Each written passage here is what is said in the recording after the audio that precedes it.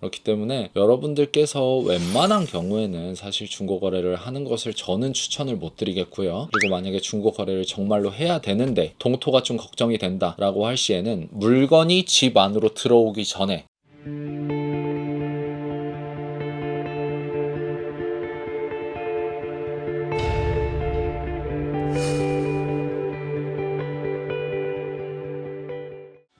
안녕하세요, 호스토령입니다.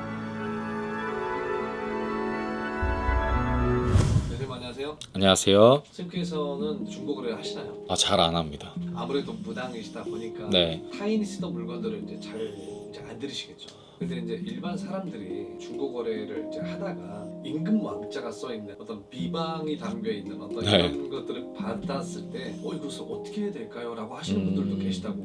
실제로 그런 질문들을 많이 하세요. 이게 점사를 보시는 건 아니지만 이제 예약번호가 오픈이 돼 있다 보니까 물건을 샀는데 그 안에 부적이 있다든지 차를 샀는데 그 안에 부적이 붙어져 있다든지 이런 것들은 어떻게 해결을 해야 될까요? 라고 실제로 물어보시는 분들이 몇 분 계셨어요. 그런 부분들은 사실 우리가 어떤 것인지 잘 봐야겠지만 보통은 일반적으로 동토를 막기 위해서 우리가 그렇게 행하고도 합니다. 우리가 나무를 달아 목신의 동법이고 철을 달아 철동법이라고 이야기를 하잖아요. 그만큼 사실 우리가 나무 목재로 된 것이나 아니면은 철로 된 것들은 좀 동토가 날 가능성이 굉장히 커요. 근데 예를 들면 여러분들께서 어떤 중고 거래를 하셨는데 그 밑에 임금 왕자가 붙어 있거나 그렇다면은 일단은 그 붙은 채로 들이세요. 그 붙은 채로 들이셨다가 들어오고 나서 한 일주일 정도 지난 다음에 그걸 떼시면 될 것 같습니다. 우리가 임금 왕자가 주는 힘이라는 게 있어요. 실제로 옛날에 우리나라 누구라고는 말씀을 못 드리겠지만 여기에다가 임금 왕자 써놓는 거 굉장히 좀 유명했었죠. 그 임금 왕자라는 게 내가 왕이라는 뜻이 아니에요. 사실은 그거는 비방이고, 임금 왕자를 여기에다가 써놓는 거는 내 말에 설득력을 갖게 하고 내 말에 힘을 더 키우기 위해서 실제로 있는 비방이에요, 이게. 그런데 실제로 네. 어떻게 보면 먹히긴 했잖아요. 그쵸. 먹히긴 한 거죠. 근데 이런 비방이라는 게 사실 남의 눈에 띄면 별로 좋진 않거든요. 그렇죠. 그래서 실제로 저는 사건 사고가 있다거나 예를 들면 소송이 있다거나 이런 분들께 실제로도 발바닥에다가 승 아니면은 어떤 한자를 쓰고 가시라고 말씀은 드리는데, 사실 그 임금 왕자라는 건 우리가 파묘를 할 때도 마찬가지예요. 파묘를 할 때도 우리가 어명이요 라고 외치고 파묘를 하면 탈이 잘 안 납니다. 그리고 실제로 나무를 벨 때도 어명이요 라고 얘기를 하고 나무를 베는 문화도 있어요. 임금님의 말씀은 안 따를 수가 없잖아요. 그렇기 때문에 망자가 됐든 아니면 어떤 귀신들이 됐든 간에 임금님의 말씀에 따라라 라고 이야기를 하는 부분이 임금 왕자의 힘입니다. 그래서 우리가 동토도 그렇고 나무를 벨 때도 파묘를 할 때도 마찬가지로 임금 왕자를 쓰는 이유입니다. 그리고 저 같은 경우는 이제 황해도 굿을 하는데 황해도 대대로 내려왔던 비방이에요. 이거는 우표에다가 우표 뒷면에다가 임금 왕자를 써요. 그러고 나서 그 임금 왕자가 안 보이게 앞면만 보이게 그 우표를 붙여 넣습니다. 실제로 저도 여기 근처에 저희 신당을 보면은 임금 왕자가 많이 붙어 있어요. 예를 들면 손 없는 날 들여왔어도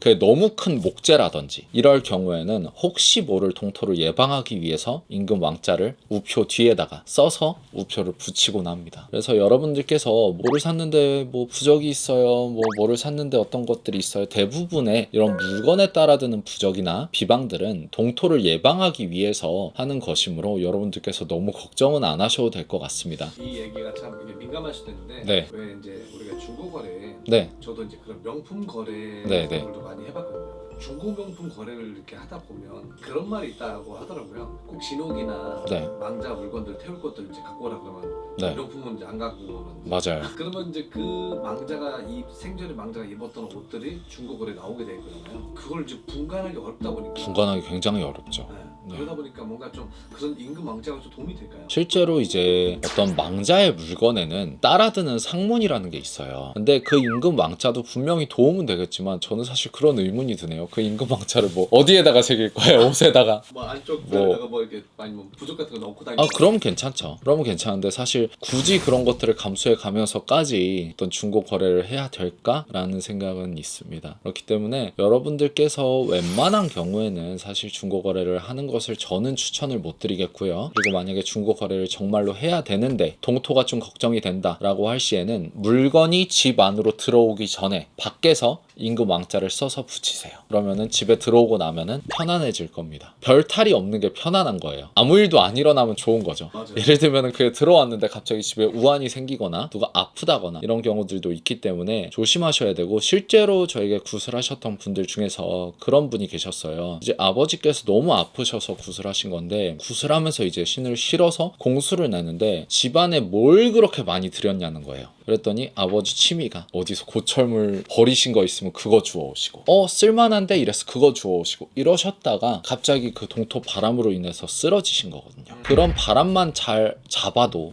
사실은 괜찮다라고 전 생각을 합니다. 우리가 일이 발생되고 나서 해결하기엔 너무 늦을 때가 많아요. 그렇죠. 그러니 여러분들께서도 이런 임금 왕자를 잘 활용을 하셔서 좀 동토를 막아 가보면 좋을 것 같고, 행여나 내가 어떤 물건들을 샀는데 그 안에 임금 왕자가 붙어있다? 그러면 그 전 주인이 이거를 동토를 안 나기 위해서 이렇게 붙여뒀구나 라고 그냥 생각을 해두시는 것도 좋을 것 같습니다. 오늘은 여러분들께서 정말 궁금해하시는 물건 따라오는 부적이나 비방이나 임금 왕자나 이런 것들에 대해서 좀 알려드렸는데요. 여러분들께서 행여나 어떤 물건을 구입했는데 그런 게 붙어있다고 너무 무서워하지 마시고, 그런 거 만진다고 귀신 안 옮습니다. 그러니까 여러분들께서 좀 편안하게 생활을 하시면 좋을 것 같습니다. 그리고 향후에 어떤 물건을 들여왔는데 좀 동토가 걱정이 되거나 하는 분들은 꼭 우표 뒤에다가 임금 왕자를 쓰셔서 붙여놓길 바라겠습니다. 감사합니다.